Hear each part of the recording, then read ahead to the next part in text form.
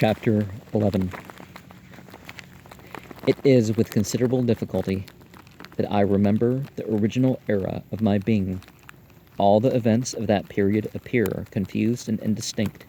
A strange multiplicity of sensations seized me, and I saw, felt, heard, and smelt at the same time.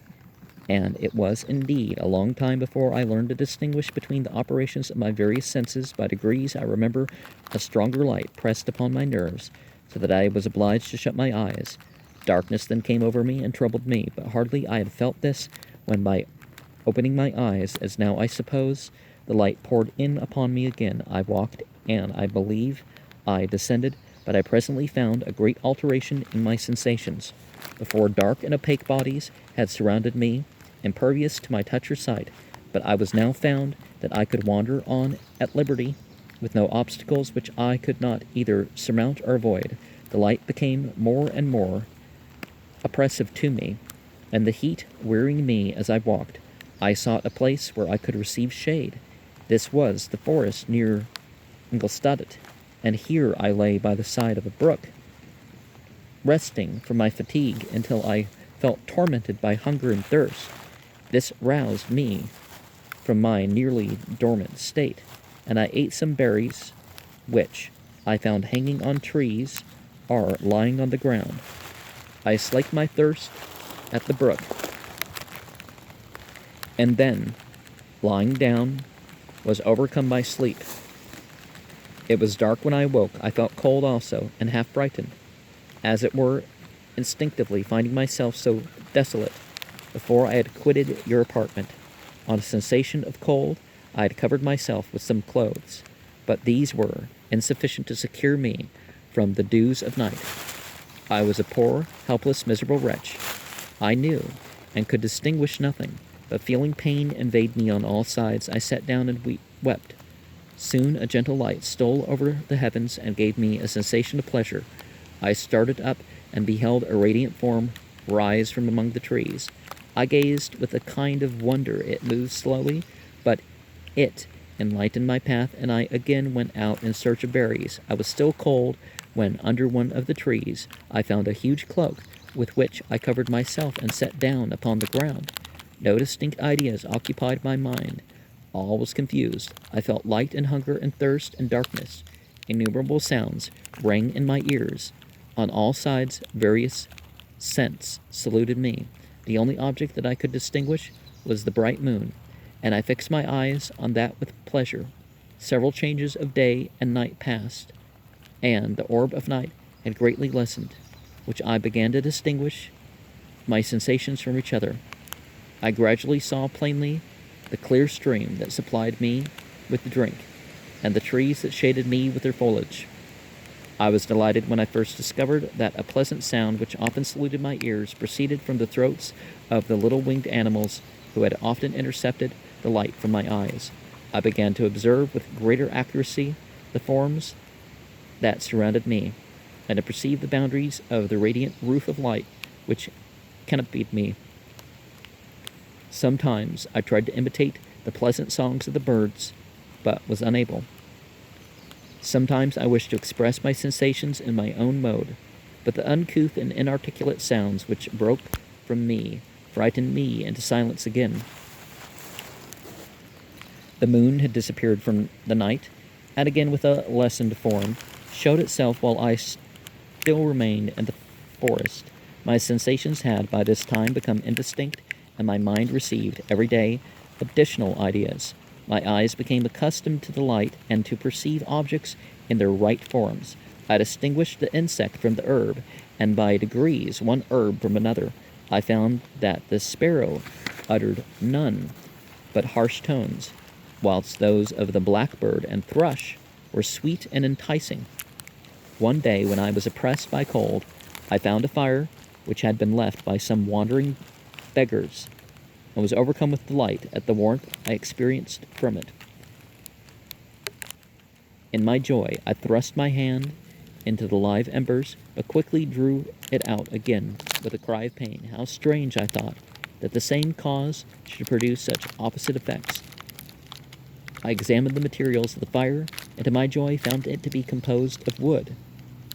I quickly collected some branches, but they were wet and would not burn. I was pained at this and sat still watching the operation of the fire. The wet wood which I had placed near the heat dried and itself became inflamed. I reflected on this,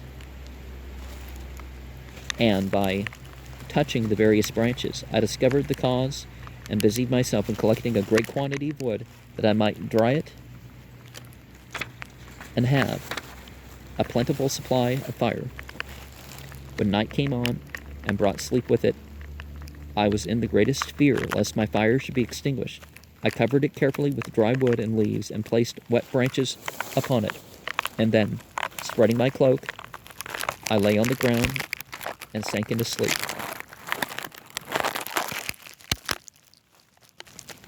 It was morning when I awoke, and my first care was to visit the fire. I uncovered it, and a gentle breeze quickly fanned it into a flame. I observed this also, and contrived a fan of branches, which roused the embers when they were nearly extinguished. When night came, I found with pleasure that the fire gave light as well as heat, and that the discovery of this element was useful to me in my food, for I found some of the offals that the travelers had left had been roasted, and tasted much more savory than the berries I gathered from the trees. I tried therefore to dress my food in the same manner, placing it on the live embers. I found that the berries were spoiled by this operation, and the nuts and roots much improved. Food, however, became scarce, and I often spent the whole day searching in vain for a few acorns to assuage the pangs of hunger. When I found this, I resolved to quit the place that I had hitherto inhabited, to seek for one where the few wants I experienced would be more easily satisfied. In this emigration, I exceedingly lamented the loss of the fire which I had obtained through accident, and knew not how to reproduce it. I gave several hours to the serious consideration of this difficulty, but I was obliged to relinquish all attempts to supply it, and wrapping myself up in my cloak, I strode across the wood towards the setting sun. I passed 3 days in these rambles, and at length discovered the open country. A great fall of snow had taken place the night before, and the fields were one uniform white.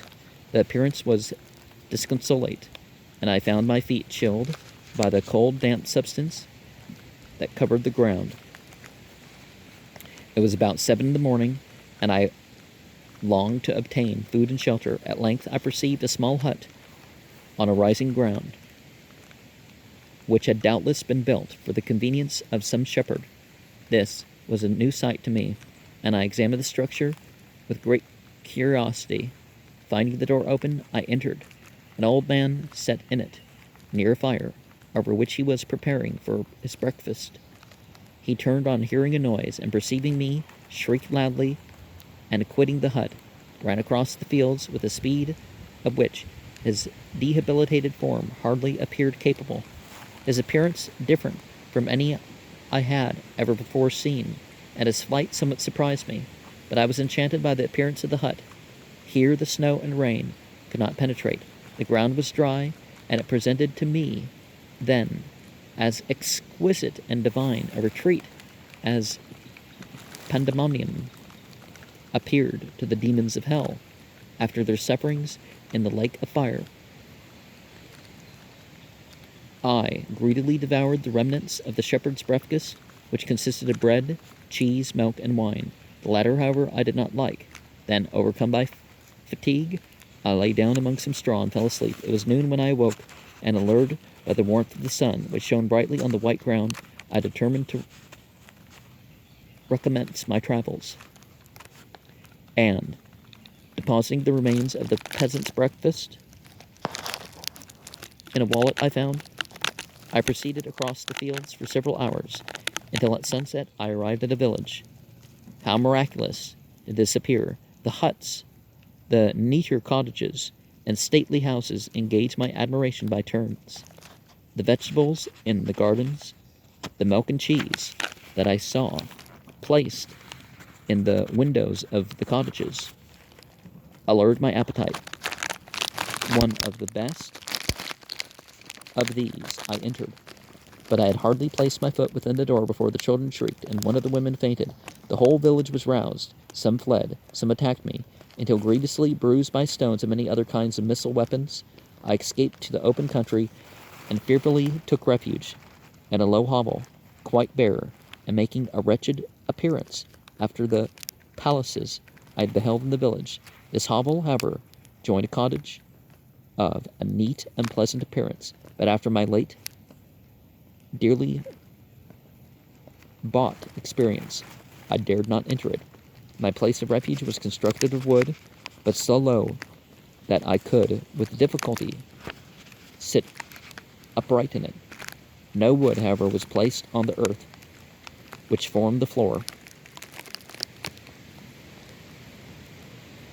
but it was dry, although the wind entered it by innumerable chinks. I found it an agreeable asylum from the snow and rain. Here then I retreated and lay down, happy to have found a shelter, however miserable, from the inclemency of the season, and still more from the barbarity of man. As soon as the morning dawned, I crept from my kennel, that I might view the adjacent cottage and discover if I could remain in the habitation I had found. It was situated against the back of the cottage and surrounded on the sides, which were exposed by a pigsty and a clear pool of water. One part was open, and by that I had crept in, but now I had covered every crevice by which I might be perceived with stones and wood, yet in such a manner that I might move them on occasion to pass out.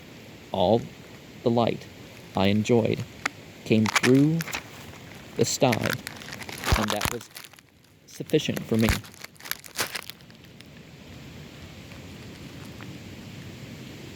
Having thus arranged my dwelling and carpeted it with clean straw, I retired, for I saw the figure of a man at a distance, and I remembered too well my treatment the night before to trust myself in his power.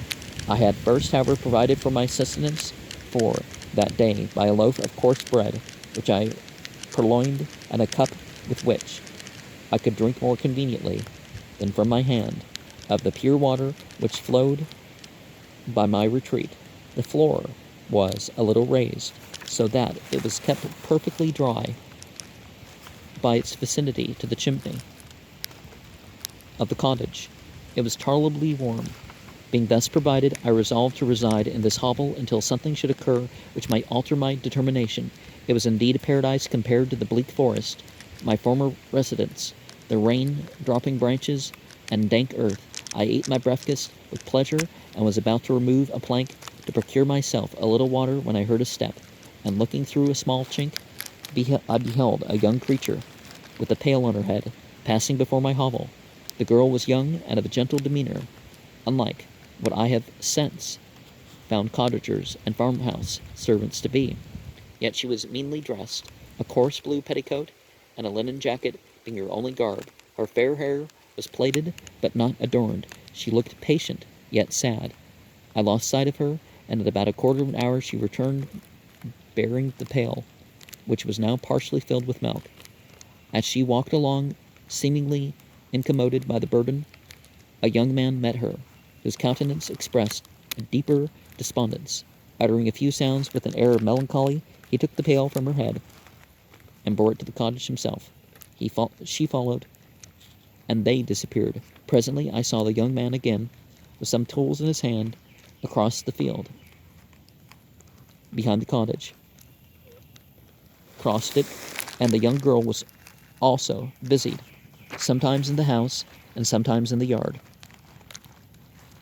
On examining my dwelling, I found that one of the windows of the cottage had formerly occupied part of it, but the panes had been filled up with wood, and one of these was a small and almost imperceptible chink through which the eye could just penetrate.